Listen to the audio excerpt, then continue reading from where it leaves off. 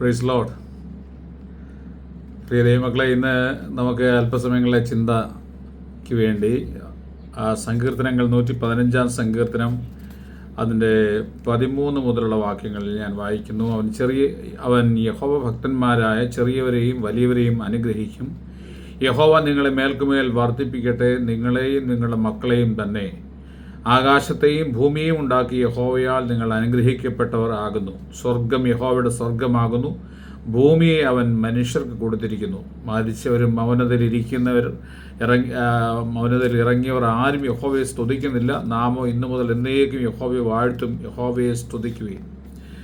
ഇംഗ്ലീഷിൽ ഇങ്ങനെ വായിക്കുന്നു: He will bless those who fear the Lord, the small together with the great. May the Lord give you increase, you and your children. May you be blessed of the Lord, maker of heaven and earth. The heavens are the heavens of the Lord, but the earth he has given to the sons of men. The dead do not praise the Lord, nor do any who go down into silence. But as for us, we will bless the Lord from this time forth and forever. Praise the Lord. അപ്പോൾ അവിടെ രേഖപ്പെടുത്തിയിരിക്കുന്നത് എങ്ങനെയാണ്? യഹോവ ഭക്തന്മാരായ ചെറിയവരെയും വലിയവരെയും ദൈവം അനുഗ്രഹിക്കും. യഹോവ നിങ്ങളെ മേൽക്കുമേൽ വർദ്ധിപ്പിക്കട്ടെ, നിങ്ങളെയും നിങ്ങളുടെ മക്കളെയും തന്നെ. ആകാശത്തെയും ഭൂമിയെ ഉണ്ടാക്കി യഹോവയാൽ നിങ്ങൾ അനുഗ്രഹിക്കപ്പെട്ടവരാകുന്നു. അവിടെ ചില അനുഗ്രഹങ്ങളെക്കുറിച്ച് രേഖപ്പെടുത്തിയിരിക്കുകയാണ്. ദൈവം മനുഷ്യർക്ക് കൊടുത്തിരിക്കുന്ന പ്രോമിസ് ഇവിടെ രേഖപ്പെടുത്തിയിട്ടുണ്ട്. അവിടെ 16 വാക്യം വളരെ ശ്രദ്ധേയമാണ്. സ്വർഗം യഹോവയുടെ സ്വർഗമാകുന്നു, ഭൂമിയെ അവൻ മനുഷ്യർക്ക് കൊടുത്തിരിക്കുന്നു. ആ തിരുവചന ഭാഗം മാത്രം അല്പസമയങ്ങൾ നമുക്കൊരുമിച്ച് ചിന്തിക്കാൻ വേണ്ടി ആഗ്രഹിക്കുന്നു. ഭൂമിയെ അവൻ മനുഷ്യർക്ക് കൊടുത്തിരിക്കുന്നു. Price the Lord. അപ്പോൾ ഭൂമിയെ ദൈവം മനുഷ്യർക്ക് വേണ്ടി ദാനമായി കൊടുത്തിരിക്കുകയാണ്. അപ്പോൾ ഉൽപ്പത്തി പുസ്തകത്തിൽ ഭൂമിയെ ഒരു വാക്കുകൊണ്ട് സൃഷ്ടിച്ചു. ഭൂമി ഉണ്ടാകട്ടെ എന്ന് പറഞ്ഞപ്പോൾ ഭൂമി ഉളവായി വന്നു. സൂര്യൻ ഉണ്ടാകട്ടെ എന്ന് കൽപ്പിച്ചപ്പോൾ സൂര്യൻ ഉളവായി വന്നു.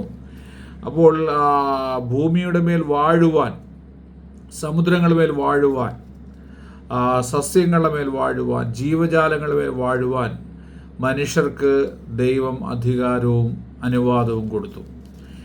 ആദമിനും ഔവ്വയ്ക്കും ആദ്യത്തെ മനുഷ്യരായ ആദമിനും ഔവ്വയ്ക്കും ദൈവം കൊടുത്ത അധികാരങ്ങൾ നമ്മൾക്ക് ഉൽപ്പത്തി പുസ്തകം 1-ാം അധ്യായത്തിലും 2-ാം അധ്യായത്തിലുടനീളം കാണാൻ കഴിയും. എന്നാൽ പാപം ചെയ്ത മനുഷ്യൻ ദൈവത്തിൻ്റെ നന്മകളെ, ദൈവത്തിൻ്റെ ആ വാഗ്ദത്തങ്ങളെ, ദൈവത്തിൻ്റെ ആ അധികാരങ്ങളെ വേണ്ട രീതിയിൽ യൂട്ടിലൈസ് ചെയ്യുവാൻ, ഉപയോഗിക്കുവാൻ കഴിയാതെ വന്നു. അങ്ങനെ പാപം ചെയ്ത നിമിത്തം മനുഷ്യൻ്റെ ദേഹം ക്ഷയിച്ചു, ആരോഗ്യം ക്ഷയിച്ചു, ആയുസ് കുറഞ്ഞു വന്നു. നമുക്കറിയാം, ആരംഭ കാലഘട്ടത്തിൽ ഉൽപ്പത്തി പുസ്തകം നമ്മൾ വായിക്കുമ്പോൾ ആദാമിൻ്റെ ആയുസ്, ആദാമിൻ്റെ മക്കളുടെ ആയുസ്സൊക്കെ അവിടെ രേഖപ്പെടുത്തിയിട്ടുണ്ട്. അനേക സംവത്സരങ്ങൾ, 900-ലധികം സംവത്സരങ്ങൾ ആദാം ജീവിച്ചിരുന്നു എന്ന് രേഖപ്പെടുത്തിയിട്ടുണ്ട്. അതുപോലെ തന്നെ കായിൻ്റെ മക്കൾ ഹാബേൽ, ഷേത്ത് 912 സംവത്സരം ജീവിച്ചിരുന്നു. ഏനോശ്, ആദം 930 സംവത്സരം ജീവിച്ചിരുന്നു. ഏനോശ് 905, കേനോൻ 910. അങ്ങനെ ഷേത്തിൻ്റെ തലമുറ മുന്നോട്ട് വരുമ്പോൾ അതിലേറ്റവും കൂടുതൽ ജീവിച്ചിരുന്നത് ഉൽപ്പത്തി പുസ്തകം 5-ാം അധ്യായം 27-ാം വാക്യത്തിൽ പറയുന്നത് മെതുശലേം 969 സംവത്സരമാണ് മെതുശലേം എന്ന ഷേത്തിൻ്റെ മകൻ തലമുറയിൽ ജനിച്ച മെതുശലേം ജീവിച്ചിരുന്നത്. അപ്പോൾ ആ കാലഘട്ടം കഴിഞ്ഞ് നോഹയുടെ കാലഘട്ടമായി. നോഹയുടെ കാലഘട്ടം വന്നപ്പോൾ ആയുസ് കുറഞ്ഞു വന്നു. നോഹ 500-ാം വയസ്സിലാണ് നോഹ ഷേം, ഹാം, യാഫേത്ത് എന്ന 3 കുഞ്ഞുങ്ങളെ അവിടെ ജനിപ്പിക്കാനിടയായിത്തീർന്നു. ഉൽപ്പത്തി പുസ്തകം 5-ാം അധ്യായം 32-ാം വാക്യത്തിൽ നമുക്കത് കാണാൻ കഴിയും. നോഹയുടെ 600-ാം വയസ്സിലാണ് ജലപ്രളയം ഉണ്ടായത്. ഉൽപ്പത്തി പുസ്തകം 7-ാം അധ്യായം 6-ാം വാക്യം. അങ്ങനെ ജലപ്രളയത്തിന് ശേഷം ഏകദേശം 350 വർഷക്കാലം നോഹ ജീവിച്ചിരുന്നു. ഏകദേശം 950 വർഷക്കാലമാണ് നോഹയുടെ ആയുസ്. നോഹയുടെ കാലഘട്ടം, നോഹയും തലമുറകളും വെള്ളത്തിൽ കൂടെ അവിടെ രക്ഷപ്പെട്ടു. അത് നോഹയുടെ തലമുറകൾ 8 പേർ വെള്ളത്തിൽ, നോഹയുടെ വൈഫും 3 മക്കളും അടങ്ങുന്ന 8 പേർ മാത്രം രക്ഷപ്പെടുവാൻ ഇടയായിത്തീർന്നു. അതിനുശേഷമുള്ള തലമുറകളാണ് അബ്രഹാമിൻ്റെ തലമുറ വരുന്നത്. സ്തോത്രം. അപ്പോൾ അബ്രഹാമിൻ്റെ ബ്ലെസ്സിങ്ങിലേക്ക്, അതായത് ദൈവിക അനുഗ്രഹം മനുഷ്യൻ്റെ മേൽ വെളിപ്പെട്ടപ്പോൾ അബ്രഹാമിൻ്റെ ആയുസ്സിലേക്ക് വരുമ്പോഴേക്കും ഉൽപ്പത്തി പുസ്തകം 12-ാം അധ്യായത്തിൽ രേഖപ്പെടുത്തിയിട്ടുണ്ട്. അബ്രഹാമിനോട് ദൈവം പറഞ്ഞു, ഞാൻ നിന്റെ ദേശത്തെയും ചാർച്ചക്കാരെയും പിതൃഭവനത്തെയും വിട്ട് പുറപ്പെട്ട് ഞാൻ നിന്നെ കാണിക്കുവാനിരിക്കുന്ന ദേശത്തേക്ക് പോകുക. ദൈവത്തിൻ്റെ ഒരു ഡയറക്ഷൻ അവിടെ കൊടുക്കുകയാണ്. നിന്റെ പിതൃഭവനത്തെയും നീ പിന്തുടർന്നു വന്ന പാരമ്പര്യ ആരാധനകളെയും പാരമ്പര്യ രീതികളെയും നിന്റെ പിതൃപാരമ്പര്യങ്ങളെയും എല്ലാം ഉപേക്ഷിച്ച് കളഞ്ഞിട്ട് വിട്ടുകളഞ്ഞിട്ട് ഞാൻ നിന്നെ കാണിപ്പാനിരിക്കുന്ന ദേശത്തേക്ക് പോവുക എന്ന് കൽപ്പിച്ചു. അങ്ങനെ ദൈവത്തെ അനുസരിച്ച അബ്രഹാം, ദൈവത്തെ അനുസരിച്ചത് കൊണ്ട് അവിടെ ദൈവം അബ്രഹാമിന് കൊടുത്ത ചില അനുഗ്രഹങ്ങൾ ഉൽപ്പത്തി പുസ്തകം 12-ാം അധ്യായത്തിൽ നമുക്ക് കാണുവാൻ കഴിയും. അവിടെ ഒന്നാമത്തെ അനുഗ്രഹം ഇതാണ്. ഉൽപ്പത്തി പുസ്തകം 12-ാം അധ്യായത്തിൽ ഒന്നാമത്തെ അനുഗ്രഹം അവിടെ എഴുതിയിരിക്കുന്നു, ഞാൻ നിന്നെ നല്ലൊരു പുതിയ ദേശം കാണിക്കും. ഞാൻ നിന്നെ കാണിക്കാനിരിക്കുന്ന ദേശം, ദൈവം സെലക്ട് ചെയ്തിരിക്കുന്ന ഒരു ദേശത്തേക്ക് അബ്രഹാമിനെ കൊണ്ടുപോവുകയാണ്. പ്രിയമുള്ളവരെ, ക്രിസ്തുയേശുവിനെ പിന്തുടർന്ന, ക്രിസ്തുവിനെ അനുസരിക്കുന്ന, യേശുക്രിസ്തുവിന് പിന്നാലെ പോകുന്ന ഓരോ ദൈവമക്കൾക്കും നല്ലൊരു ദേശം കർത്താവ് ഒരുക്കിയിട്ടുണ്ട്. Price the Lord. അത് ഈ ഭൂമിയിൽ മാത്രമല്ല, വരുവാനുള്ള ഭൂമിയിലും നിത്യതയിലും വലിയ ഏറ്റവും ബ്ലസ്ഡ് ആയിട്ട് ഏറ്റവും അനുഗ്രഹിക്കപ്പെട്ട നല്ലൊരു ദേശം, അബ്രഹാമിന് പാലും തേനും ഒഴുകും ദേശത്തേക്ക് ഇസ്രായേൽ ജനത്തെ കടത്തിക്കൊണ്ടുപോയതുപോലെ അത് പുതിയ നിയമ ഇസ്രായേലാകുന്ന ക്രിസ്തുവിൻ്റെ മക്കളെ കർത്താവ് അത് ഏറ്റവും മഹത്വകരമായ, ഏറ്റവും തേജസ്സേറിയ, ഏറ്റവും മനോഹരമായ നല്ലൊരു ദേശത്തേക്ക് കർത്താവ് നമ്മളെ കൊണ്ടുപോകുമെന്ന് അഷ്വർ ചെയ്തിരിക്കുന്നു. അവിടെ ഞാൻ നിന്നെ ദേശത്തേക്ക് കൊണ്ടുപോകും. രണ്ടാമത്തെ അനുഗ്രഹം, ഞാൻ നിന്നെ വലിയൊരു ജാതിയാക്കും. അപ്പോൾ പിതൃഭവനത്തെയൊക്കെ വിട്ട് കളഞ്ഞപ്പോൾ അവിടെ എന്ത് സംഭവിച്ചു? രണ്ടാമത് ദൈവം പ്രോമിസ് ചെയ്യുകയാണ്, ഞാൻ നിന്നെ വലിയൊരു ജാതിയാക്കും. അപ്പോൾ ദൈവത്തെ വിളിക്കുന്നവരോട് പരിശുദ്ധാത്മാവ് ഓർപ്പിക്കുന്ന ശക്തമായൊരു സന്ദേശം, നീ ഒറ്റപ്പെട്ടു നിൽക്കുകയില്ല, നീ ചെറിയവനാകുകയില്ല, പിന്നെയോ നിന്നെ വലിയൊരു ജാതിയാക്കുമെന്ന് എന്ന് രേഖപ്പെടുത്തിയിരിക്കുന്നു. മൂന്നാമത്തെ പ്രോമിസ് അവിടെ എഴുതിയിരിക്കുന്നു, നിന്നെ അനുഗ്രഹിച്ച് നിന്റെ പേര് വലുതാക്കും. നിന്നെ അനുഗ്രഹിച്ച് നിന്റെ പേര് വലുതാക്കും. ഇതുവരെയും നീ അറിയപ്പെടാത്ത ഒരാളാണെങ്കിൽ, ഇതുവരെയും ആരും നിന്നെ മാനിക്കുന്നില്ല എങ്കിൽ, ദൈവത്തെ അനുസരിച്ച് ജീവിക്കാൻ തുടങ്ങിയാൽ, ദൈവത്തിൻ്റെ ഹിതമനുസരിച്ച് യാത്ര ചെയ്യാൻ തുടങ്ങിയാൽ, ദൈവം നിന്റെ പേരുകൾ വലുതാക്കുകയും നിന്നെ വിശാലമാക്കുകയും ചെയ്യും. അതുപോലെ തന്നെ അവിടെ അഞ്ചാമത്തെ പ്രോമിസോട് എഴുതിയിരിക്കുകയാണ്, നീ ഒരു അനുഗ്രഹമായിരിക്കും. എന്ന് പറഞ്ഞാൽ നീ എവിടെ തൊട്ടാലും ഒരു അനുഗ്രഹമായിരിക്കും. നീ തൊടുന്നതിലെല്ലാം ദൈവം നിന്നെ അനുഗ്രഹിക്കും. നീ എവിടെ തൊട്ടാലും അവിടെ പാഴാകത്തില്ല. ഏത് പാഴിൽ തൊട്ടാലും, ഏത് ശൂന്യതയിൽ തൊട്ടാലും നടക്കത്തില്ല എന്ന് ലോകം മുഴുവൻ പറഞ്ഞിടത്ത് നീ ചെന്ന് കൈ തൊടുമ്പോൾ അവിടെ ഒരു അനുഗ്രഹമായി തീരും. നീ ഒരു ഭവനത്തിൽ ചെന്നാൽ ആ ഭവനത്തിന് നിന്റെ സമാധാനം ആ ഭവനത്തിലേക്ക് കടന്നു വരും. നീ ഒരു ദേശത്ത് പാർത്താൽ നിന്റെ ആ സമാധാനം ആ ദേശത്തുണ്ടാകും. നീ ഒരു രാജ്യത്തിൽ ചെന്നാൽ ആ രാജ്യം ദൈവത്താൽ അനുഗ്രഹിക്കപ്പെടും. കാരണം നിന്റെ മേൽ ദൈവത്തെ പിന്തുടരുന്ന നിന്റെ മേൽ ദൈവാനുഗ്രഹം എന്നൊരു പ്രോമിസ് എല്ലായ്പ്പോഴും ഉണ്ട്. അവിടെ ആറാമത്തെ പ്രോമിസ് ഇവിടെ രേഖപ്പെടുത്തിയിരിക്കുന്നത് എങ്ങനെയാണ്? 3-ാം വാക്യം 12:3, നിന്നെ അനുഗ്രഹിക്കുന്നവരെ ഞാൻ അനുഗ്രഹിക്കും. അടുത്ത 7-ാമത്തെ പ്രോമിസ്, നിന്നെ ശപിക്കുന്നവരെ ഞാൻ ശപിക്കും. 8-ാമത്തെ പ്രോമിസ്, നിന്നിൽ ഭൂമിയിലെ സകല വംശങ്ങളും അനുഗ്രഹിക്കപ്പെടും. എന്ന് പറഞ്ഞാൽ അബ്രഹാമിനോട് പറഞ്ഞതായ ഒരു പ്രോമിസാണ്, നിന്നിൽ കൂടെ ഭൂമിയിലെ സകല വംശങ്ങളും അനുഗ്രഹിക്കപ്പെടും. നമുക്ക് ഗലാത്യ ലേഖനത്തിലേക്ക് വരുമ്പോൾ, ഗലാത്യ ലേഖനത്തിൽ അവിടെ അബ്രഹാമുമായിട്ട് കണക്ട് ചെയ്തിരിക്കുന്ന തിരുവചനം നമുക്ക് ഒന്ന് ശ്രദ്ധിച്ച് നോക്കാം. ഗലാത്യ ലേഖനം 3-ാം അധ്യായത്തിൽ 3-ാം അധ്യായം അതിൻ്റെ 24-ാം വാക്യം, അങ്ങനെ നാം വിശ്വാസത്താൽ നീതീകരിക്കപ്പെടേണ്ടതിന് ന്യായപ്രമാണം ക്രിസ്തുവിന്റെ അടുക്കിലേക്ക് നടത്തുവാൻ നമുക്ക് ശിശുപാലകനായി ഭവിച്ചു. വിശ്വാസം വന്ന ശേഷമോ നാം ഇനി ശിശുപാലകന്റെ കീഴിലല്ല. ക്രിസ്തുയേശുവിലെ വിശ്വാസത്താൽ നിങ്ങളെല്ലാവരും ദൈവത്തിന്റെ മക്കളാകുന്നു. യേശുക്രിസ്തുവിനോട് ചേരുവാൻ സ്നാനമേറ്റിരിക്കുന്ന നിങ്ങളെല്ലാവരും ക്രിസ്തുവിനെ ധരിച്ചിരിക്കുന്നു. ഗലാത്യർ 3:28. അതിൽ യഹൂദനും യവനനും എന്നില്ല, ദാസനും സ്വതന്ത്രനും എന്നില്ല, ആണും പെണ്ണും എന്നുമില്ല, നിങ്ങളെല്ലാവരും ക്രിസ്തു യേശുവിൽ ഒന്നത്രേ. 29 വാക്യം. അവിടെ ക്രിസ്തുവിനുള്ളവരെങ്കിലോ നിങ്ങൾ അബ്രഹാമിന്റെ സന്തതിയും വാഗ്ദത്തപ്രകാരം അവകാശികളുമാകുന്നു. അപ്പൊ ക്രിസ്തുവിന്റെ വകയാണെങ്കിൽ, ക്രിസ്തുവിന്റെ സ്വന്തം, നിങ്ങൾ ക്രിസ്തുവിന്റെ വകയാണെങ്കിൽ, ഒരുവൻ ക്രിസ്തുവിലായാൽ അവൻ പുതിയ സൃഷ്ടിയാകുന്നു. ദൈവത്തിന്റെ വചനം അവനിൽ വിതയ്ക്കപ്പെട്ടിരിക്കുന്നു. ദൈവത്തിന്റെ വചനത്താലാണ് അവൻ പുതിയ സൃഷ്ടിയായി തീർന്നിരിക്കുന്നത്. ആ വചനത്താൽ അവൻ സൃഷ്ടിക്കപ്പെട്ടത് കൊണ്ട് വചനത്തിൽ കൂടെയുള്ള ദൈവാനുഗ്രഹങ്ങൾ അവനെ പിന്തുടരാനിടയായിത്തീരും എന്ന് എന്നെ കേൾക്കുന്നവരോട് പരിശുദ്ധാത്മാവ് ഓർപ്പിക്കുന്ന തിരുവചന സന്ദേശം ഇതാണ്. പ്രിയമുള്ളവരെ, നിങ്ങൾ ക്രിസ്തുവിന്റെ സ്വന്തമാണെങ്കിൽ, ക്രിസ്തുവിന്റെ വിത്താണ്, വചനമാകുന്ന വിത്താണ് നിങ്ങളുടെ ഉള്ളിൽ വിതയ്ക്കപ്പെട്ടിരിക്കുന്നതെങ്കിൽ, നിങ്ങൾ വിശ്വാസത്താൽ ക്രിസ്തുവിനെ പിൻചെല്ലുന്ന അല്ലെങ്കിൽ പിൻപറ്റുന്ന അല്ലെങ്കിൽ ക്രിസ്തുവിനോട് പറ്റിയിരിക്കുന്ന ഒരാളാണെങ്കിൽ, അവൻ നിങ്ങൾ പറ്റിയിരിക്കുന്ന നിമിത്തം അവൻ എന്നോട് പറ്റിയിരിക്കാൽ ഞാൻ അവനെ വിടുവിക്കും, അവൻ എൻ്റെ നാമത്തെ അറിയാൽ ഞാൻ അവനെ ഉയർത്തും. പ്രിയമുള്ളവരെ, നിങ്ങൾ ക്രിസ്തുവിനോട് പറ്റിയിരിക്കുന്നത് കൊണ്ട് നിങ്ങൾക്ക് ദൈവത്തിൻ്റെ അനുഗ്രഹമാകുന്ന ആ വാഗ്ദത്തങ്ങൾ നിങ്ങളുടെ പിന്നാലെയുണ്ട്.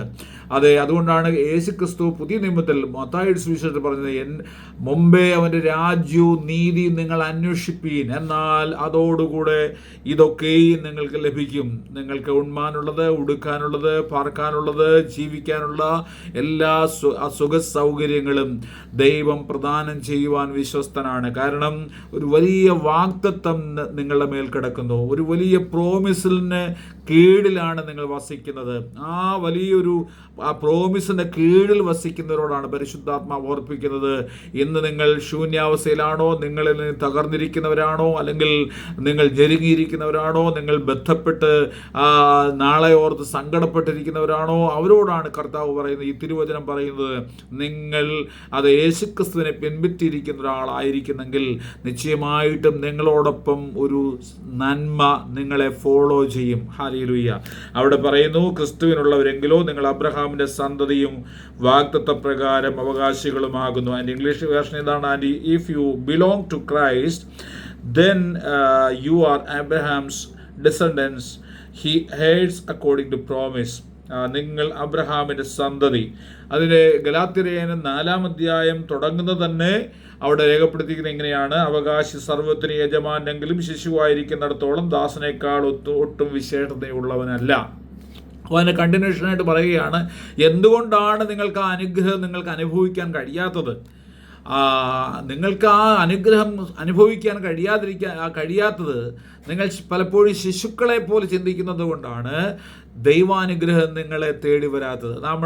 നമുക്കറിയാം, ശിശു എന്ന് പറഞ്ഞാൽ 6 വയസ്സിനും 6 മാസത്തിനും അല്ലെങ്കിൽ ജനിച്ച് 1-ാം ദിവസം മുതൽ ഒരു 5 വയസ്സ് വരെയുള്ള ഒരു കാലഘട്ടത്തെ നമ്മൾ ശൈശവപ്രായം എന്ന് വിളിക്കും.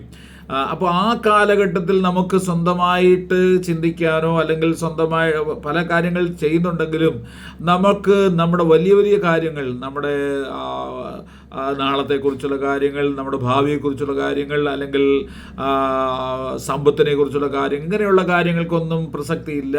അവിടെ ശിശുവിനെ പോലെ ചിന്തിക്കുന്നത്. ഇപ്പോൾ വല്ലതും കിട്ടണം, ഇപ്പോൾ പാല് കിട്ടണം, ഇപ്പോൾ മുട്ടായി കിട്ടണം, ഇപ്പോൾ നന്മ കിട്ടണം, അല്ലെങ്കിൽ ഇപ്പോൾ എന്നെ എടുത്തുകൊണ്ട് നടക്കണം. ഇത് കുഞ്ഞു കുഞ്ഞു കാര്യങ്ങൾ ഇതുപോലെ. അപ്പോൾ ശിശുവായിരിക്കുന്നിടത്തോളം കാലം ദാസനെക്കാട്ടിലൊട്ടും വിശേഷതയുള്ളവരല്ല. ചിലർ പ്രാർത്ഥിക്കും, കർത്താവേ, ദാസൻ പ്രാർത്ഥിക്കുന്ന പോലെ പ്രാർത്ഥിക്കുന്നത് എന്ന് വെച്ചാൽ ജോലി ചെയ്തു, കൂലി വാങ്ങിച്ചോണ്ട് പോയി. ദാസന്റെ പ്രത്യേകത എന്താണ്? രാവിലെ മുതൽ വൈകുന്നേരം വരെ ജോലി ചെയ്തു, വൈകുന്നേരം കൂലി വാങ്ങിച്ചോണ്ട് പോയി. പിന്നെ ആ വീടുമായിട്ട് ദാസന് ബന്ധമില്ല. എന്നാൽ മകനെന്ന് പറയുന്ന വ്യക്തിത്വം എന്ന് പറയുന്നത് ആ വീട്ടിൽ താമസിക്കുന്നതാണ്, വീട്ടിൻ്റെ അധികാരിയാണ്, വീട്ടിൻ്റെ എല്ലാ നന്മയ്ക്കും ഓഹരിക്കാരാണ്, അവകാശികളാണ്. എന്ന് പറഞ്ഞാൽ ദാസനെക്കാട്ടിൽ വളരെ ഹയർ ലെവലിലാണ് മകൻ്റെ അല്ലെങ്കിൽ മകളുടെ സ്ഥാനം. അപ്പോൾ യേശുവിനെ ഒരാൾ കൈക്കൊണ്ടിട്ടുണ്ടെങ്കിൽ യോഹന്നാന്റെ സുവിശേഷത്തിൽ ഇങ്ങനെ വായിക്കുന്നു, യേശുവിനെ കൈക്കൊണ്ട് അവൻ്റെ നാമത്തിൽ വിശ്വസിക്കുന്ന ഏവർക്കും ദൈവത്തിൻ്റെ മക്കളാകുവാൻ അവന് അധികാരം കൊടുത്തു. ഒരു പവറാണ് റിലീസ് ചെയ്തിരിക്കുന്നത്. യേശുവിനെ ഒരാൾ കൈക്കൊള്ളുമ്പോൾ ഒരു പവർ, സ്വർഗത്തിലെ ഒരു പവർ റിലീസ് ചെയ്യുകയാണ്, ദൈവത്തിൻ്റെ മകനാകുവാനുള്ള അധികാരം. പ്രിയമുള്ളവരെ, ഒരു കാര്യം ഞാൻ നിങ്ങളെ സ്നേഹപൂർവ്വം ഓർപ്പിക്കട്ടെ, ഈ ഭൂമി മുഴുവൻ ദൈവത്തിൻ്റെ വകയാണ്. ദൈവത്തിൻ്റെ ഒറ്റ വാക്കുകൊണ്ട് സൃഷ്ടിക്കപ്പെട്ടതാണ് ഈ ഭൂമി മുഴുവൻ. ഈ സമ്പത്ത് മുഴുവൻ ദൈവത്തിൻ്റെ ഒരു വാക്കുകൊണ്ട് സൃഷ്ടിക്കപ്പെട്ടതാണ്. ഈ പ്രകാശങ്ങൾ മുഴുവൻ ദൈവത്തിൻ്റെ ഒരു വാക്കുകൊണ്ട് സൃഷ്ടിക്കപ്പെട്ടതാണ്. സൂര്യനും ചന്ദ്രനും നക്ഷത്രങ്ങളും ഈ ഭൂമിയിലെ ധാതുക്കളും ഈ ഭൂമിയിലെ എന്തെല്ലാം ഉണ്ടോ അതെല്ലാം ദൈവത്തിൻ്റെ വകയാണ്. ഹല്ലേലൂയ. അപ്പോൾ നിങ്ങൾ യേശുക്രിസ്തുവിനോട് ചേരുമ്പോൾ, ആ യേശുക്രിസ്തു ആകുന്ന ആത്മാവിനോട് ചേരുമ്പോൾ, പരിശുദ്ധാത്മാവാകുന്ന തൃത്വത്തിൽ ഏകനായിരിക്കുന്ന ആ ദൈവത്തോട് ചേരുമ്പോൾ നിങ്ങളോടൊപ്പം ചലിക്കുന്ന ദൈവത്തിൻ്റെ വാഗ്ദത്തങ്ങൾ ഉണ്ട്. ആ വാഗ്ദത്തങ്ങൾ നിങ്ങളുടെ പിന്നാലെ വന്നുകൊണ്ടിരിക്കും. ഹല്ലേലൂയ. നിങ്ങൾ വേണ്ടാന്ന് പറഞ്ഞാലും നിങ്ങൾക്ക് അത് അനുഭവിക്കാനിടയായിത്തീരും. അതുകൊണ്ടാണ് പത്രോസ് ലേഖനത്തിൽ പറയുന്നത്, നിങ്ങൾ അനുഗ്രഹം അനുഭവിപ്പാൻ വിളിക്കപ്പെട്ടത് കൊണ്ട് നിങ്ങൾ അനുഗ്രഹിക്കുന്നവരാകുകയും എന്ന് പറഞ്ഞാൽ, നമുക്ക് ദൈവം അനുഗ്രഹങ്ങൾ റിലീസ് ചെയ്യുന്നത് പോലെ നാം ഓരോരുത്തർക്കും നമുക്കും മറ്റുള്ളവർക്ക് അനുഗ്രഹം കൊടുക്കുവാൻ, എന്ന് പറഞ്ഞാൽ ദാരിദ്ര്യത്തിൽ കിടക്കുന്ന ഒരാളെ അനുഗ്രഹിക്കുവാനുള്ള അധികാരം ദൈവം തന്നിരിക്കുന്നു. എന്ന് വെച്ചാൽ ദാരിദ്ര്യത്തിൽ കിടക്കുന്ന, ഞെരുക്കത്തിൽ കിടക്കുന്ന, കഷ്ടം അനുഭവിക്കുന്ന, വിദ്യാഭ്യാസത്തിലോ അല്ലെങ്കിൽ സമൂഹത്തിലോ ഒറ്റപ്പെട്ട് കിടക്കുന്ന, അല്ലെങ്കിൽ ആർക്കും വേണ്ടാത്തവരെ ഒക്കെയും ദൈവത്തിൻ്റെ ആ ബ്ലെസ്സിങ് കൊണ്ട്, ദൈവത്തിൻ്റെ ആ വാഗ്ദത്തങ്ങൾ കൊണ്ട് നിങ്ങൾക്ക് അനുഗ്രഹിക്കാൻ പറ്റും. Price the Lord. അപ്പോൾ അങ്ങനെയുള്ള ഒരു ബ്ലെസ്സിങ് അവിടെ രേഖപ്പെടുത്തിയിട്ടുണ്ട്. ഇങ്ങനെയാണ്, അവകാശി സർവ്വത്തിന് യജമാനെങ്കിലും ശിശുവായിരിക്കുന്നിടത്തോളം ആ ദാസനേക്കാൾ ഒട്ടും വിശേഷതയുള്ളവനല്ല. പ്രിയമുള്ളവരെ, നമ്മൾ വായിച്ച തിരുവചനത്തിലേക്ക് മടങ്ങി വരികയാണ്. സങ്കീർത്തനം 115 സങ്കീർത്തനമാണ് നമ്മൾ വായിച്ചത്. 115 സങ്കീർത്തനം. 115 സങ്കീർത്തനത്തിൽ രേഖപ്പെടുത്തിയിരിക്കുന്നത് എന്താണ്? അവൻ ദൈവം സ്വർഗം, യഹോവയുടെ സ്വർഗമാകുന്നു, ഭൂമിയെ അവൻ മനുഷ്യർക്ക് കൊടുത്തിരിക്കുന്നു. അപ്പോൾ മനുഷ്യർക്ക് കൊടുത്തിരിക്കുകയാണ്. മനുഷ്യർക്ക് കൊടുത്തിട്ട് പറഞ്ഞു, ഈ ഭൂമിയുടെ മേൽ വാഴാൻ ഈ അനുഗ്രഹങ്ങളെല്ലാം നിങ്ങൾക്ക് ലഭിക്കും. എന്ന് പറഞ്ഞാൽ ഈ ഭൂമിയിലെ സമ്പത്ത് മാത്രമല്ല, പിന്നെയോ വരുവാനുള്ള ഭൂമിയിലും നിങ്ങൾക്ക് സമ്പത്തുണ്ടാകും. അത് വെച്ചാൽ ഭൗമികമായ സമ്പത്ത്, ആത്മീകമായ സമ്പത്ത്. ഹല്ലേലൂയ.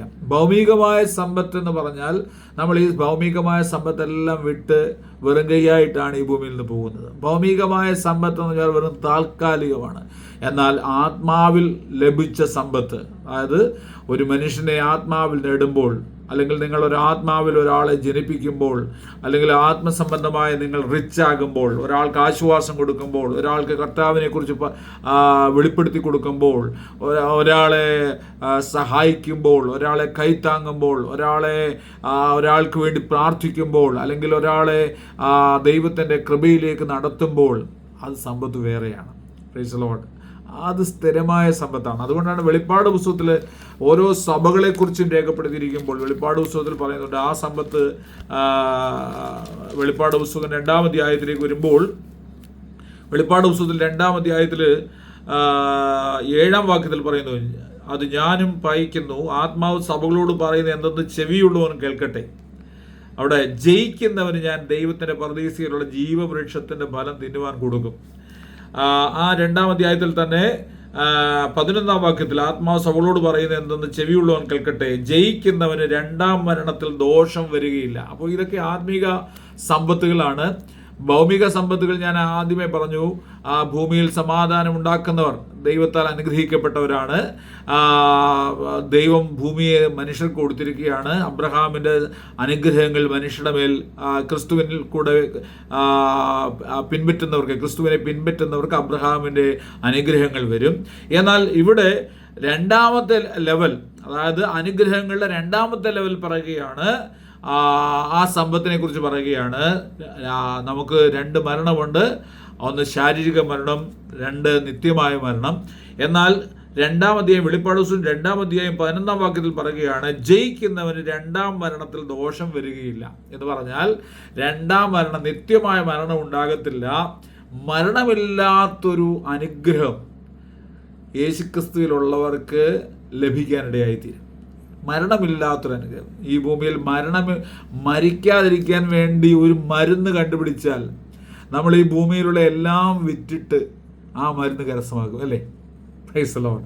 എന്നാൽ ഹല്ലേലൂയ, സ്തോത്രം. നമ്മൾ ക്യാൻസർ മാറാനും രോഗങ്ങൾ മാറാനും എത്ര പണം ചിലവാക്കിയും, കിഡ്നി ട്രാൻസ്പ്ലാന്റ് ചെയ്യാനും കരൾ മാറ്റിവെക്കാനും എത്ര പണം മുടക്കിയും ആൾക്കാർ അതിന് പിന്നാലെ പോകാറുണ്ട്. എന്നാൽ മരണം മാറ്റിവെക്കാൻ ഒരു മരുന്ന് ഉൽപ്പത്തി പുസ്തകത്തിൽ, വെളിപ്പാട് പുസ്തകത്തിൽ 2-ാം അധ്യായത്തിൽ പറയുകയാണ്, ജയിക്കുന്നവന് എന്ന് വെച്ചാൽ മനുഷ്യൻ ജീവനോടിരിക്കുമ്പോൾ യേശുക്രിസ്തുവിൻ്റെ പിന്നാലെ പോയി ക്രിസ്തുവിനാലുള്ള അനുഗ്രഹം പ്രാപിച്ച വ്യക്തിയാണെങ്കിൽ ജയിക്കുന്നവന് 2-ാം മരണത്തിൽ ദോഷം വരത്തില്ല. എന്ന് വെച്ചാൽ 2-ാമത് മരിക്കത്തില്ലെന്ന്.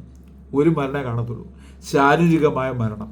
2-ാമത്തെ മരണം, നിത്യമായ മരണത്തിൽ നിന്ന് നാം രക്ഷപ്പെടാനിടയായിത്തീരും. പ്രിയമുള്ളവരെ, അപ്പോൾ ഭൗമികമായ സമ്പത്തിനെക്കാട്ടിൽ വലുതാണ് ആത്മീകമായ സമ്പത്ത്.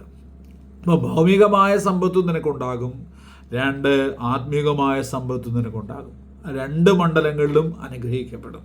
Price the lord, hallelujah. ആത്മീകമായ നമുക്കതിന് യേശുക്രിസ്തു ആണ് അതിൻ്റെ നമുക്ക് ഏറ്റവും വലിയ കാണാൻ പറ്റുന്ന, നമുക്ക് ഏറ്റവും നമ്മുടെ മുമ്പിലുള്ള നായകൻ എന്ന് പറയുന്നത്, വിശ്വാസത്തിൻ്റെ നായകൻ, പൂർത്തി വരുത്തുന്നതിനുമായ യേശുവിനെ നോക്കുവിൻ എന്ന് പറഞ്ഞാൽ യേശുക്രിസ്തുവിൽ ആത്മീകമായ സമ്പത്തും ഉണ്ടായിരുന്നു, ഭൗമികമായ സമ്പത്തും ഉണ്ടായിരുന്നു. Price the lord, hallelujah. അവിടെ ആ സമ്പത്തിനെ കുറിച്ച് ഒരു ക്ലൂ തരാം. ലൂക്കോസിന് സുവിശേഷം 1-ാം അധ്യായത്തിൽ 32-ാം വാക്യം, യേശുക്രിസ്തു ജനിക്കുന്നതിന് മുമ്പ് ദൈവദൂതൻ ചെന്ന് കന്യകയാകുന്ന മറിയോട് പറഞ്ഞ ദൂതാണ്, പ്രോമിസാണ്. നോക്കണം, നീ ഗർഭം ധരിച്ചൊരു മകനെ പ്രസവിക്കും. ലൂക്കോസ് 1:31. നീ ഗർഭം ധരിച്ചൊരു മകനെ പ്രസവിക്കും, അവൻ യേശു എന്ന് പേർ വിളിക്കണം. 32-ാം വാക്യം, അവൻ വലിയവനാകും, അത്യുന്നതന്റെ പുത്രൻ എന്ന് വിളിക്കപ്പെടും. കർത്താവായ ദൈവം അവന്റെ പിതാവായ ദാവീദിന്റെ സിംഹാസനം അവന് കൊടുക്കും. അവൻ യാക്കോബ് ഗൃഹത്തിന് എന്നേക്കും രാജാവായിരിക്കും, അവന്റെ രാജ്യത്തിന് അവസാനം ഉണ്ടാകുകയില്ല എന്ന് പറഞ്ഞു. നോക്കണം, അവന്റെ രാജ്യത്തിന് അവസാനം ഉണ്ടാകുകയില്ല എന്ന് പറഞ്ഞു. അപ്പോൾ യേശുക്രിസ്തു ഭൂമിയിൽ ജീവിച്ചപ്പോൾ അവനൊരു രാജ്യം, ആ രാജ്യത്തെക്കുറിച്ച് കർത്താവ് പറഞ്ഞത് എങ്ങനെയാണ്? എൻ്റെ രാജ്യം ഐഹികമല്ല എന്ന് പറഞ്ഞാൽ ഭൗതികമായ ഒരു രാജ്യം സെറ്റപ്പ് ചെയ്യാൻ വേണ്ടിയല്ല ഞാൻ ഈ ഭൂമിയിൽ വന്നത്. പിന്നെയോ എൻ്റെ രാജ്യം ഐഹികമല്ല, എൻ്റെ രാജ്യം പരിശുദ്ധാത്മാവിൽ സന്തോഷമാണ്. പരിശുദ്ധാത്മാവിൻ്റെ സന്തോഷം എന്ന് പറഞ്ഞാൽ നിത്യമായ ഒരു രാജ്യം മനുഷ്യർക്ക് കൊടുക്കാൻ വേണ്ടിയാണ് യേശുക്രിസ്തു ഭൂമിയിലേക്ക് വന്നത്. നിത്യമായ രാജ്യം എന്ന് പറഞ്ഞാൽ എന്താണ്? ഈ രാജ്യങ്ങളെല്ലാം നഷ്ടപ്പെട്ടു പോകും, ഈ രാജ്യങ്ങളെല്ലാം, അതിർത്തികളെല്ലാം പോകും. കാരണം നമുക്ക് ഇപ്പം തന്നെ അറിയാം, യുദ്ധങ്ങൾ നടന്നുകൊണ്ടിരിക്കുന്നു. ഈ ഭൂമിയെക്കുറിച്ചുള്ള പ്രവചന ശബ്ദം ഇതാണ്: ഈ ഭൂമി ഒഴിഞ്ഞു പോകുമെന്നാണ്. അതായത് കൊടുമുഴക്കത്തോടുകൂടെ മൂലപദാർത്ഥങ്ങൾ കത്തിയെരിയത്തക്ക നിലകളിൽ, കത്തിച്ചാമ്പലാകത്തക്ക നിലകളിൽ തീയാൽ ഈ ഭൂമി നശിപ്പിക്കപ്പെടും എന്നാണ് തിരുവചനത്തിൽ, വേദപുസ്തകത്തിൽ രേഖപ്പെടുത്തിയിരിക്കുന്നത്. അപ്പോൾ ഒരിക്കലും നശിക്കാത്തൊരു പുതിയ ഭൂമി, ആ ഭൂമിയുടെ രാജാതിരാജാവും കർത്താവും താൻ മാത്രം അമർത്യതയുള്ളവരും അടുത്തുകൂടാത്ത വെളിച്ചത്തിൽ വസിക്കുന്നവരുമായി സർവശക്തനായി ദൈവം കർത്താവായ യേശുക്രിസ്തു വാഴുമെന്ന് അതൊരു വലിയ പ്രോമിസാണ്. അതാ ലൂക്കോസ് സുവിശേഷത്തിൽ പറയുന്നത്, അവൻ്റെ രാജ്യത്തിന് അതിർത്തി ഉണ്ടാകത്തില്ല, അവൻ്റെ രാജ്യം അനന്തമായിരിക്കും, അവൻ ആൽഫയും ഒമേഗയുമായിരിക്കും.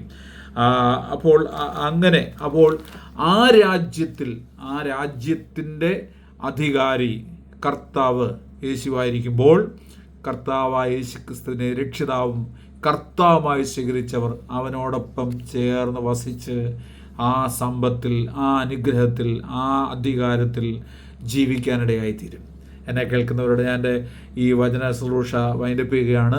പ്രിയമുള്ളവരെ, നിങ്ങൾ ഇതുവരെയും യേശുവുമായിട്ട് ബന്ധമില്ലായെങ്കിൽ പ്രിയമുള്ളവരെ, ഈ മഹാസന്തോഷത്തിലേക്ക് ഞാൻ നിങ്ങളെ സ്വാഗതം ചെയ്യുന്നു.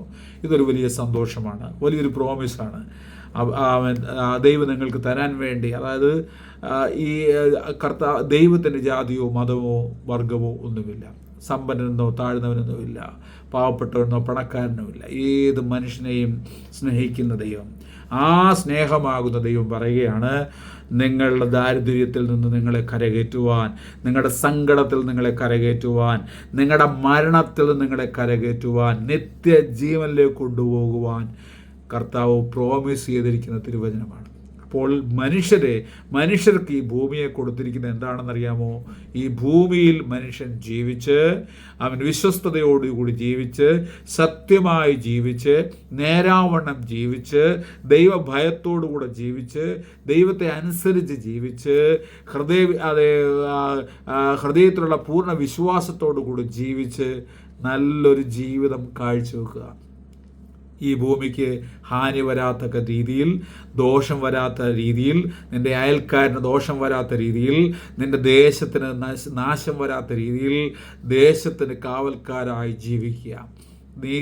നമുക്ക് ഓരോരുത്തർക്കും തന്ന ആയുസ് ഈ ദേശത്തിന് വേണ്ടി പ്രാർത്ഥിക്കുക. ഈ ദേശം നശിച്ചു പോകാതെ. എന്ന് വെച്ചാൽ ഈ ദേശം എന്നെങ്കിലും ഒരു ദിവസം ഈ ഭൂമി നഷ്ടപ്പെട്ടു പോകും. ഭൂമിയുടെ അന്ത്യം ബൈബിളിൽ തന്നെ രേഖപ്പെടുത്തിയിട്ടുണ്ട്. എന്നാൽ അതുവരെയും ഈ ഭൂമിയെ കാത്തു സൂക്ഷിക്കുവാൻ ദൈവം എന്നെയും നിങ്ങളെയും കണ്ടിരിക്കുകയാണ്. പ്രിയമുള്ളവരെ, അതെ, ഈ ഭൂമിയെ ദൈവം മനുഷ്യർക്ക് കൊടുത്തിരിക്കുന്നു, നിങ്ങൾക്ക് തന്നിരിക്കുകയാണ് ഈ ഭൂമിയെ. ആർക്കാണ് ഈ ഭൂമിയെ അവകാശമാക്കുന്നത്? സൗമ്യത. അതെ, മത്തായിയുടെ സുവിശേഷം 5-ാം അധ്യായത്തിൽ പറയുന്നുണ്ട്, സൗമ്യതയുള്ളവർ ഭാഗ്യവാന്മാർ, അവർ ഭൂമിയെ അവകാശമാക്കും. നിങ്ങൾ കർത്താവിൻ്റെ സൗമ്യതയിൽ ജീവിക്കുന്ന ആളാണോ? നിങ്ങൾ കർത്താവിനെ സ്നേഹിക്കുന്ന ഒരാളാണോ? നിങ്ങൾ കർത്താവിനെ അനുസരിക്കുന്ന ഒരാളാണോ? നിശ്ചയമായിട്ടും നിങ്ങൾ ഈ ഭൂമിയെ അവകാശമാക്കും. ഈ ഭൂമിയെ അവകാശമാക്കുക എന്ന് പറഞ്ഞാൽ അത് സമ്പത്ത് കൊണ്ട് മാത്രമല്ല, ഭൂമിയിലുള്ള ആത്മാക്കളെയും ഭൂമിയിലുള്ള ജനത്തെയും നിങ്ങൾ സ്നേഹിക്കും. ദൈവത്താൽ സൃഷ്ടിക്കപ്പെട്ട ജനങ്ങളെ സ്നേഹിക്കും. ജനങ്ങളെ വെറുക്കുവാൻ നിങ്ങൾ കഴിയത്തില്ല. നിങ്ങളുടെ ശത്രുക്കളെ നിങ്ങൾ സ്നേഹിക്കും. നിങ്ങളെ ഉപദ്രവിക്കുന്നവർക്ക് വേണ്ടി നിങ്ങൾ പ്രാർത്ഥിക്കും. എന്ന് പറഞ്ഞാൽ നിങ്ങളും ഈ ഭൂമിയും തമ്മിൽ ഒരഭേദ്യമായ ബന്ധം ദൈവം നിങ്ങളുടെ അത് പ്രതീക്ഷിക്കുകയാണ്. ഒരഭേദ്യമായ ബന്ധം. മറ്റുള്ളവരെ സ്നേഹിക്കുക, ദൈവത്തിൻ്റെ സ്നേഹം മറ്റുള്ളവർക്കും കൊടുക്കുക. Price the Lord. പ്രിയമുള്ളവരെ, ഈ വചനങ്ങൾ കൊണ്ട് നിങ്ങളെ ദൈവം അനുഗ്രഹിക്കും. അതെ, ആ പ്രോമിസ് മറക്കാതിരിക്കുക. ഉൽപ്പത്തി പുസ്തകത്തിൽ 12-ാം അധ്യായത്തിൽ കാണുന്ന പ്രോമിസ് നിങ്ങൾ മറക്കാതിരിക്കുക. 115-ാം സങ്കീർത്തനത്തിലെ അവസാന 13, 14, 15 വാക്യങ്ങൾ നിങ്ങൾ മറക്കാതിരിക്കുക. ഗലാത്യ ലേഖനം 3-ാം അധ്യായം അതിലെ 24 മുതലുള്ള വാക്യങ്ങൾ മറക്കാതിരിക്കുക. വചനം നിങ്ങൾക്ക് കാലിന് ദീപവും പാതയ്ക്ക് പ്രകാശമായി തീരും. ദൈവം നിങ്ങളെ അനുഗ്രഹിക്കും. ഇപ്പോൾ എന്നെ കേൾക്കുന്നവരിൽ അത് സങ്കടപ്പെട്ടും നിരാശപ്പെട്ടും കടബാധ്യതകളിലും ഒരിറ്റു ഭൂമിയില്ലാതെ, അല്ലെങ്കിൽ കയറിക്കിടക്കുവാൻ ഒരു ഇടമില്ലാതെ, അതൊരു പാർപ്പിടമില്ലാതെ, വസ്ത്രമില്ലാതെ, അത് ആഹാരം ജീവിക്കുവാനില്ലാതെ, അത് ഉപജീവനമാർഗം വഴി ഒന്നുമില്ലാതെ സങ്കടപ്പെടുന്നവർക്ക് വേണ്ടി ഞാൻ പ്രാർത്ഥിക്കുന്നു. സ്വർഗീയപിതാവാം ദൈവമേ, ഞങ്ങൾ കർത്താവ് ഇങ്ങനെ ഇത്തരണത്തിൽ സങ്കടപ്പെടുന്ന ഒരിറ്റു ഭൂമിയില്ല. ആമേൻ, ഹല്ലേലൂയ. വസ്ത്രങ്ങളില്ല, പാർപ്പിടങ്ങളില്ല, ജീവിക്കുവാൻ ഒരു നിർവാഹവുമില്ല കർത്താവെ, ഉപജീവന മാർഗങ്ങളില്ല, ഭക്ഷണമില്ല, മക്കളെ വളർത്തുവാൻ ഒരു മാർഗവുമില്ല. ഇങ്ങനെ വളരെ സങ്കടപ്പെട്ട്, അല്ലെങ്കിൽ ഭവന നിമിത്തം, ഭവനത്തിലുള്ള വ്യക്തിത്വങ്ങൾ തമ്മിലുള്ള വൈരാഗ്യങ്ങൾ നിമിത്തം സങ്കടപ്പെട്ടിരിക്കുന്നവർക്ക് വേണ്ടി പ്രാർത്ഥിക്കുന്നു കർത്താവെ. അല്ലെങ്കിൽ രോഗം നിമിത്തം കർത്താവെ വേദന അനുഭവിക്കുന്നവർക്ക് വേണ്ടി പ്രാർത്ഥിക്കുന്നു. രോഗനിമിത്തം ഹോസ്പിറ്റലിൽ അഡ്മിറ്റ് ആയിരിക്കും വേണ്ടി പ്രാർത്ഥിക്കുന്നു. പിതാവേ സ്തോത്രം, നീ അവരെ വിടുവിക്കണം അങ്ങോട്ട് പ്രാർത്ഥിക്കുന്നു. അങ്ങയുടെ അത്ഭുതകരം, അങ്ങയുടെ അതിശയകരം യേശുവിൻ്റെ നാമത്തെ ഓർമ്മയിൽ ഇപ്പോൾ തന്നെ ചലിക്കണമെന്ന് പ്രാർത്ഥിക്കാം. വിശ്വാസത്തോടുകൂടെ ഈ വചനം കേൾക്കുമ്പോൾ അവരുടെ ജീവിതത്തിൽ വലിയ മാറ്റങ്ങൾ സംഭവിക്കട്ടെ. ഇന്നു മുതൽ അവർ അനുഗ്രഹത്തിൻ്റെ പുത്രിപുത്രന്മാരായി തീരണമെന്ന് പ്രാർത്ഥിക്കുന്നു. പിതാവിൻ്റെയും പുത്രൻ്റെയും പരിശുദ്ധാത്മാവിൻ്റെ നാമത്തിൽ അവർ അനുഗ്രഹത്തിൻ്റെ പുത്രന്മാരും പുത്രിമാരും നീതിമാന്മാരുമായി തീരേണ്ടത് പ്രാർത്ഥിക്കുന്നു. അവരിൽ കൂടെ അനുഗ്രഹം മറ്റുള്ളവരിലേക്ക് ചലിക്കാൻ തുടങ്ങേണ്ടത് പ്രാർത്ഥിക്കുന്നു. ഒരു നദി ഒഴുകുന്നത് പോലെ കർത്താവേ, ആ നദി കർത്താവേ, അവ ജീവജല നദി, എന്നിൽ വിശ്വസിക്കുന്നവൻ്റെ ഉള്ളിൽ നിന്ന് തിരുവെഴുത്തുകൾ പറയുന്ന പോലെ ജീവജല നദികൾ ഒഴുകുമല്ലോ. ആ ജീവജല നദി, മനുഷ്യരെ മരണത്തിൽ നിന്ന് വിടുവിക്കുന്ന ജീവജല നദി കർത്താവേ, ഈ ജനത്തിൽ കൂടെ ഒഴുകട്ടെന്ന് പ്രാർത്ഥിക്കുന്നു. ഈ വചനം കേൾക്കുന്ന ഓരോരുത്തർ കൂടെ ഒഴുകട്ടെന്ന് പ്രാർത്ഥിക്കുന്നു. അനേകർക്ക് ജീവൻ പകർന്നു കൊടുക്കുവാൻ, അനേകർക്ക് ആശ്വാസം പകർന്നു കൊടുക്കുവാൻ, അനേകരെ ദുഃഖത്തിൽ നിന്ന് കരകയറ്റുവാൻ, അനേകരെ നിരാശയിൽ നിന്ന് വിടുവിക്കുവാൻ കർത്താവെ ഈ വിശ്വസിക്കുന്നവരെ ഉപയോഗിക്കണമെന്നുകൊണ്ട് പ്രാർത്ഥിക്കുന്നു. സഭാ വ്യത്യാസമെന്നെ, സമുദായ വ്യത്യാസമെന്നെ, ജാതി വ്യത്യാസമെന്നെ, എല്ലാവരിലേക്കും ദൈവത്തിൻ്റെ തേജസ്സും മഹത്വവും ഉണ്ടാകട്ടെന്ന് പ്രാർത്ഥിക്കുന്നു. യേശുവിൻ്റെ നാമത്തിൽ അനുഗ്രഹിക്കുന്നു. യേശുവിൻ്റെ നാമത്തിൽ തന്നെ ആമേൻ. കമൻറ്റ് രേഖപ്പെടുത്തണം. അത് നിങ്ങൾക്ക് ഇഷ്ടമായെങ്കിൽ അത് നിങ്ങൾ മറ്റുള്ളവർക്ക് ഷെയർ ചെയ്ത് കൊടുക്കണം. ദൈവം നിങ്ങളെ സമൃദ്ധിയായി അനുഗ്രഹിക്കട്ടെ. ഇത് വരുമാന മാർഗത്തിന് വേണ്ടി ചെയ്യുന്നൊരു ശുശ്രൂഷയിലോ ഇത് ഔദാര്യമായി ചെയ്യുന്ന കർത്താവിൻ്റെ രാജ്യത്തിന് വേണ്ടി അധ്വാനിക്കുന്ന ഫ്രീ ആയിട്ട് കൊടുക്കുന്ന ദൈവത്തിൻ്റെ വചനമാണ്.